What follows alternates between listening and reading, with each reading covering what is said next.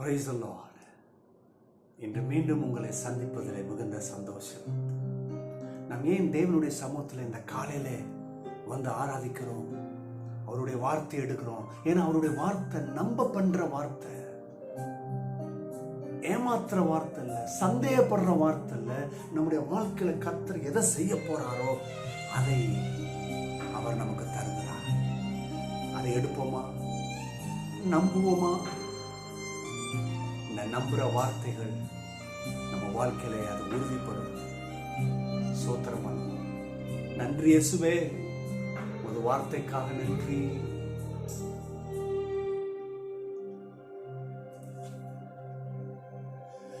நீ நம்ப பண்ணின உந்தன் வாக்குகளை நினைத்து நிறைவேற்றுவி.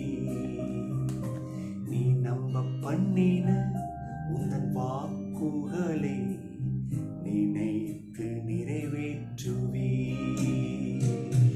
மறவாமல் நினைப்பவரே, இசையா நிறைவேற்றி முடிப்பவரே. மறவாமல் நினைப்பவரே, இசையா நிறைவேற்றி முடிப்பவரே. நீ நம்ப பண்ணின உந்தன் வாக்குகளை நினைத்து நிறைவேற்றுவி. நீ நம்ப பண்ணின உந்தன் வாக்குகளை நினைத்து நிறைவேற்றுவி. இயேசுவே, நீ நினைத்து நிறைவேற்றுவ, நீ நினைத்து நிறைவேற்றுவே.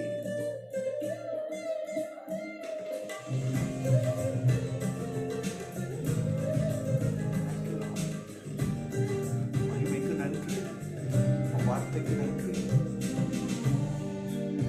மனதார துதிக்கிறோம்.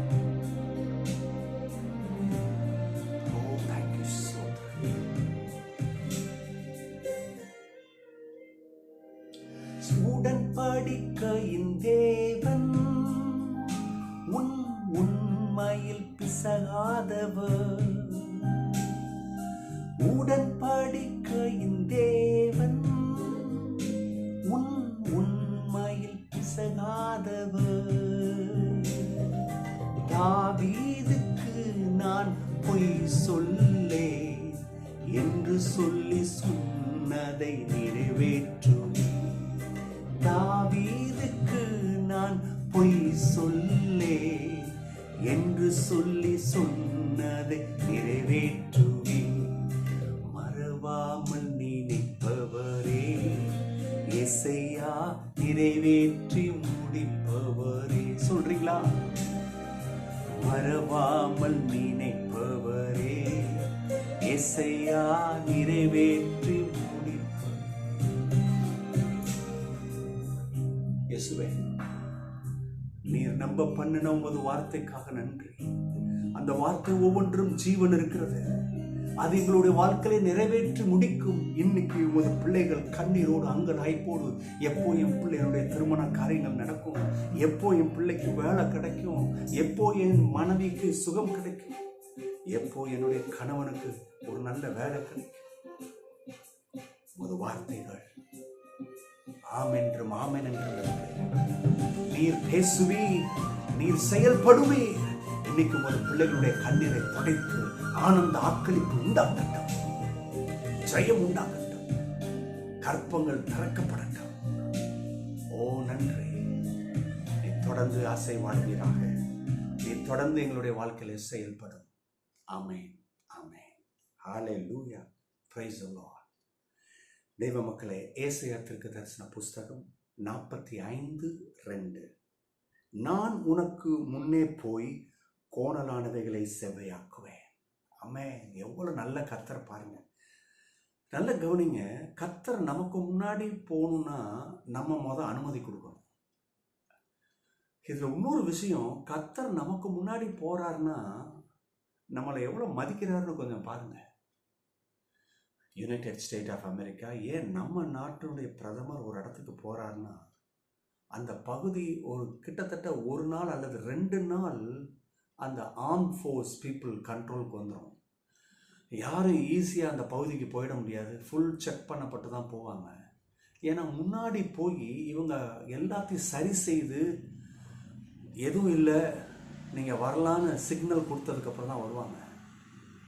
இது அப்படியே நம்முடைய வாழ்க்கையில் கர்த்தர் செய்கிறார் பாருங்க. அவரு பாருங்க நம்மளை எவ்வளோ சொந்தம் கொண்டாடுறாரு. நம்ம அவருடைய பிள்ளைகளாக இருக்கிறனால தகப்பனே போய் கோணலானவைகளை சரி செய்து அப்புறம் என் பிள்ளை வா அப்படின்றார்.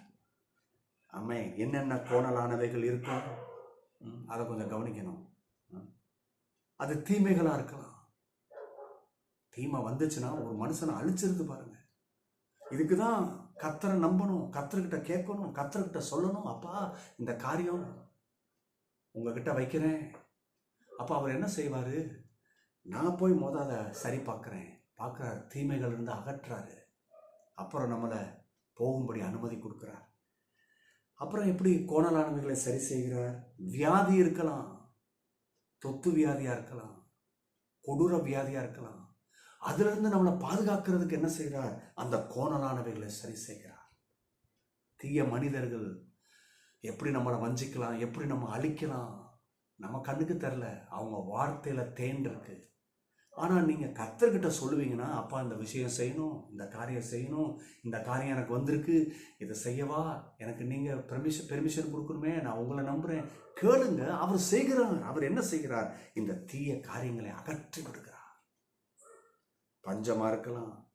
சில நேரங்களில் கன்னிகள் வைக்கிறாங்க பாருங்க, ட்ராப்பு, நம்மளை மாற்றுறதுக்கு. மாட்டிட்டோம் நம்ம ஐடென்டிட்டியை கெடுக்கிறதுக்கு. பல ஆண்டுகளுக்கு முன்னதாக எனக்கு ஒரு நல்ல தேவ மனுஷன் தெரியும் பாருங்க. அவர் நல்ல உயர் பதவியில் இருந்தார்.